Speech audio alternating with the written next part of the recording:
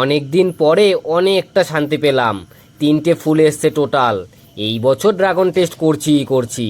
এইবার চলে আসি সেই কাটিং শাটিং করে দেওয়া বাগান বিলাসগুলোর দিকে। এই গাছটাতে প্রচুর নতুন ডাল বেরিয়েছে।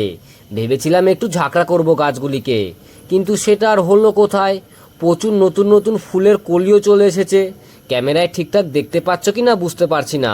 সপ্তাহখানেক পরে যখন আপডেট দেব ফুলগুলোর, তখন খুব ভালো করেই দেখতে পারবে।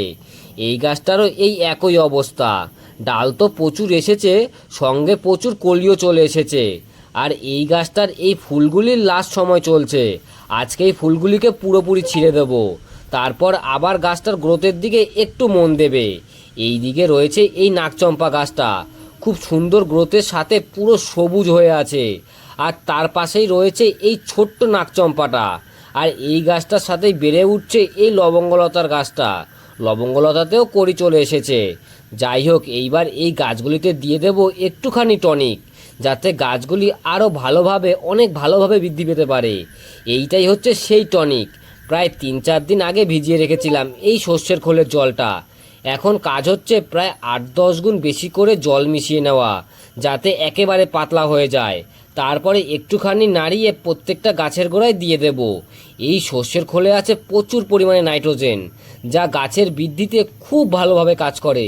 কিন্তু হ্যাঁ, আপনারা এই সর্ষের খোলের জলটাতে অনেক পরিমাণে জল দিয়ে পাতলা করে তারপরে গাছের গোড়ায় দেবেন।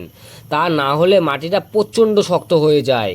এছাড়া সব কিছু ঠিকঠাকই আছে এই সর্ষের খোলের জলে। তোমাদের ছাদ বাগানে প্রায় 15-20 দিন পর পর এই সর্ষে ভেজানো খোলের জলটা দিতে পারো। তবে যখন গাছে ফুল আর ফল নেবে তার আগে দেওয়াটা পুরোপুরিভাবে বন্ধ করতে হবে। তা না হলে গাছ শুধু বৃদ্ধিই পেয়ে যাবে, ফুল আর ফলের পরিমাণ অনেক কমে যাবে। সবশেষে এই গাছে যত ফুল ছিল সেগুলিকে আজকেই ছিঁড়ে ফেলবো, যাতে গাছটা গ্রোথের দিকে একটু মন দিতে পারে। গাছে ফুল আর ফল থাকলে সেই গাছে গ্রোথে একটু থমকে যায়। এই গাছটাতে কাটাই ছাঁটাই আর করব না, বর্ষা আসুক তারপরেই করব।